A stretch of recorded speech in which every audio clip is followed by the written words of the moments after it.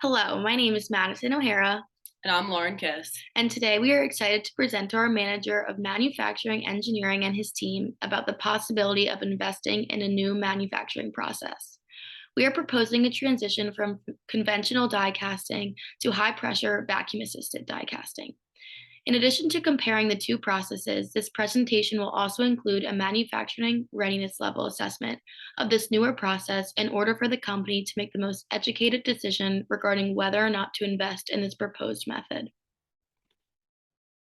In this presentation, we will first review the current status of traditional die casting methods, including the process procedure, advantages, and limitations. We will then discuss the new manufacturing process, high pressure vacuum assisted die casting, and analyze the advantages, limitations, and applications of the method before presenting its manufacturing readiness level assessment. Finally, we will provide our recommendations and summary of the content that was introduced.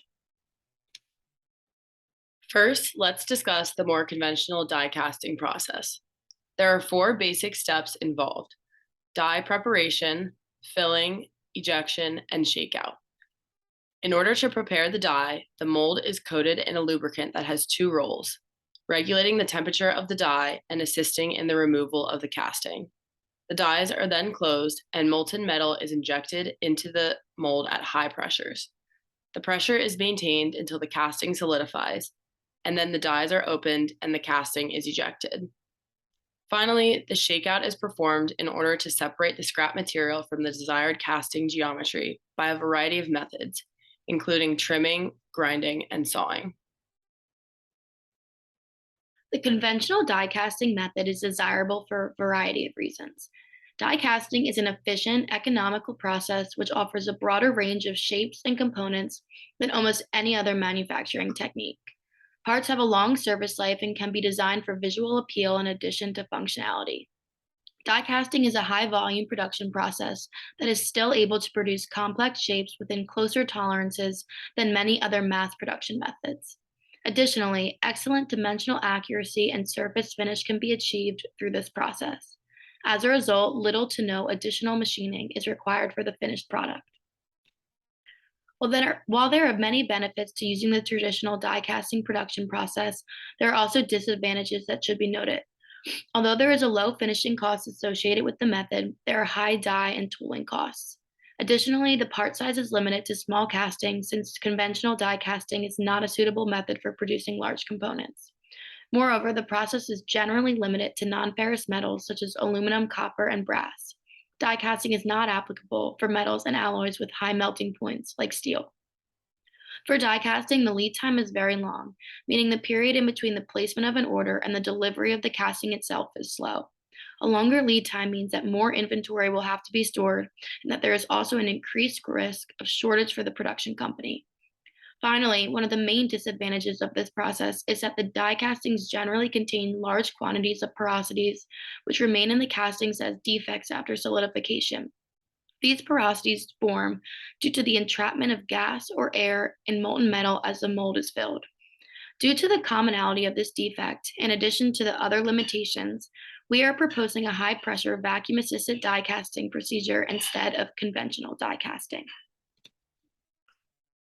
Vacuum assisted high pressure die casting is an alternative to more conventional casting methods that has increased in popularity in recent years. The steps required to successfully produce a part by vacuum assisted die casting are similar to those discussed earlier for standard die casting. First, the die is prepared by applying a lubricant. Next, the dies are closed, and an attached vacuum pump is engaged to create a vacuum in the die cavity. The molten metal is injected into the mold, and the part is ejected after solidification occurs. Shakeout is then performed as necessary to remove excess material from the desired part geometry. High pressure vacuum assisted die casting has many benefits in comparison to conventional die casting. First, as previously stated, the new manufacturing method reduces the gas porosity level in the castings. A vacuum is one of the most effective and efficient ways to discharge air from a die cavity in order to combat the increase in pressure when a casting is being filled with molten metal at high speeds and pressures. Additionally, the evacuation of air from a die cavity enables the casting to be given a full T6 heat treatment without blistering. If an appropriate vacuum level can be reached inside the die cavity before casting, then there will not be enough trapped gas molecules to experience blistering after heat treatment. Enabling a reduction in blistering lowers the amount of defects in the castings even more. Using a vacuum to reduce the gas porosity level and create a pressure that is lower than the atmospheric pressure inside the die cavity also improves the mechanical properties of castings. Since vacuum assisted die castings are able to withstand heat treatment procedures better than conventional die castings, the strength and ductility of the vacuum assisted die castings are greater. This enables larger, thinner, and more ductile components to be casted. Although these parts are larger and thinner, they still have increased structural integrity due to the improvements in mechanical properties as a result of undergoing heat treatment without experiencing consequential blistering due to trapped gas. Ultimately, using high pressure vacuum assisted die casting reduces levels of gas porosity, which decreases defects and enables the castings to withstand heat treatment without resulting in further deformations. By being able to withstand heat treatment, the mechanical properties of the casting, such as strength and ductility, are improved. Generating a higher quality casting makes it more structurally reliable, even as more complex geometries are casted. Although vacuum assisted high pressure die casting has many benefits, there are a number of limitations to consider. There are several variables that need to be closely monitored in order to minimize the price of investing and processing. In order to maximize ductility, low iron alloys must be used. Additionally, the shot sleeve must be filled with extreme caution in order to minimize turbulence. To prevent leakage, sealing is required around the ejector pins and on the parting line. Lubricants must be of low reactive properties in order to be the most efficient. Vacuum assisted die casting is used to create parts that have a more complex geometry than parts created through conventional die casting methods. Complex parts are often manufactured in lower production quantities than their more simplistic counterparts. If there is a high production quantity required, the cost of vacuum assisted high pressure die casting might not be feasible. It is important to weigh the benefits and limitations of any process, but many industries seem to conclude that the advantages of high pressure vacuum assisted die casting outweigh the disadvantages that were just discussed. Most industries that produce metal die casting parts will utilize the vacuum assisted high pressure die casting method. This is because the method enables the production of high quality parts that are denser and more precise. For example, the automotive industry utilizes this process to produce safety parts like wheels and suspension components due to increased density and strength of the castings.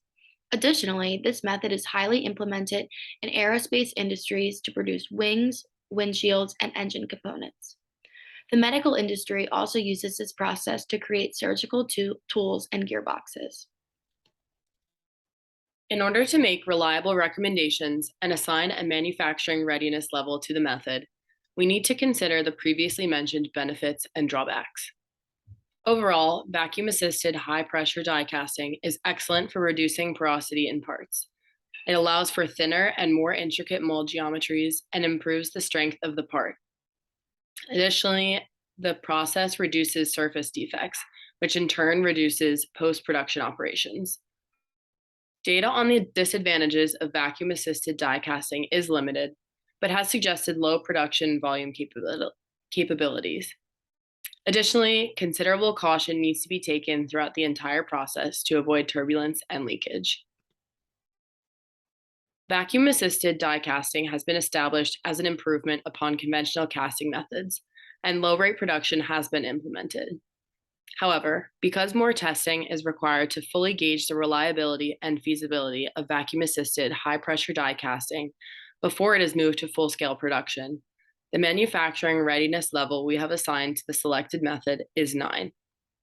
Level 9 is defined as low rate production demonstrated, capability in place to begin full rate production. As mentioned, low rate production has taken place, and there are a few more specific areas to be examined before the casting process is fully scaled up. Due to its promising results so far, we recommend that vacuum assisted high pressure die casting is mature enough to use in our facility, and that investing in this method will ultimately be more profitable and efficient than the conventional die casting process. Here are the references that we found useful in our research on high pressure vacuum assisted die casting. If any viewers wish to explore this topic further than what was discussed in this presentation, these resources provide reputable information.